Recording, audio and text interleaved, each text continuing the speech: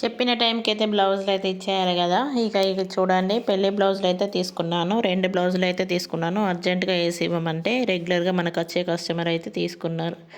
ఆమె అయితే ఇక చాలా రిక్వెస్ట్ చేసింది, అక్క వేసి ఇవ్వరా అని అంటే తీసుకున్నాను. ఇక తానా తంటాలు పడి అయితే నైట్ 2 వరకు అయితే ఒకటైతే కంప్లీట్ చేశాను. ఇక కంప్లీట్ చేసిన తర్వాత ఇంకొకటైతే బ్లౌజ్ మార్నింగ్ 5కి అయితే పెట్టేశాను.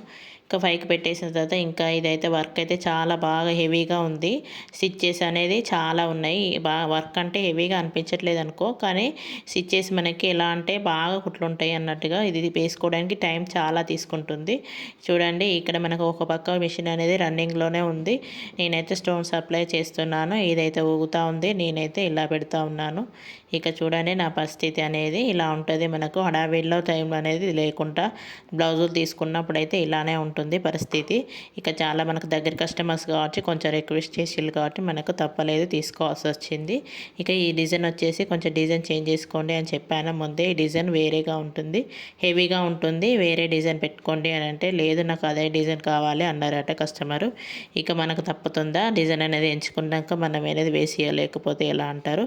మీరుకే ఉన్నది కదా డిజైన్ చేయరా అని అంటారు, అలా చెప్పారు కదా. ఇక మనకు తప్పగలగానికి మనకి మొత్తానికైతే కంప్లీట్ చేశాను. ఇక 2 హ్యాండ్స్తోనికి మనకి ఇక సెకండ్ హ్యాండ్ అనేది నడుస్తూ ఉంది. ఇక నేను స్టోన్స్ అనేది అప్లై చేసుకుంటున్నాను. ఈ లోపు అయితే మనకి స్టోన్స్ అప్లై చేసి బ్లౌజ్ అయితే ఇచ్చేయాలి. రేపు పెళ్ళి.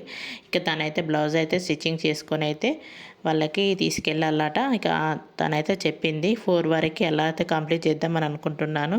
ఇక 2 వరకే ఇచ్చేయమంది, కానీ నాదైతే కంప్లీట్ కాలేదు. చూడండి ఎలా ఉందనేది పరిస్థితి. ఇలానే ఉంటుంది కదా టైలర్లకి హడావిడిలో బ్లౌజులు ఇస్తే ఎలా ఉంటుంది అనేది.